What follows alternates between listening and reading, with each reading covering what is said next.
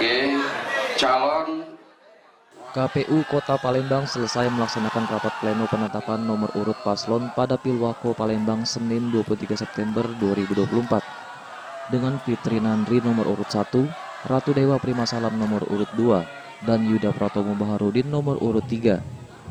Ketua KPU Kota Palembang Syawaludin mengatakan, jumlah daftar pemilih tetap atau DPT Kota Palembang sebanyak 1.241.196 pemilih. Dengan 607.861 pemilih laki-laki dan 633.335 pemilih perempuan. Syawaludin berharap masyarakat untuk berpartisipasi dan tidak golput dengan harapan tingkat partisipasi masyarakat pada Pilwako tahun 2024 ini sebesar 87%.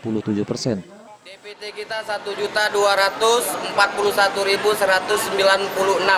mata pilih. Pemilih berapa persen? Insya Allah mohon doa itu 86 sampai 87 insya Allah.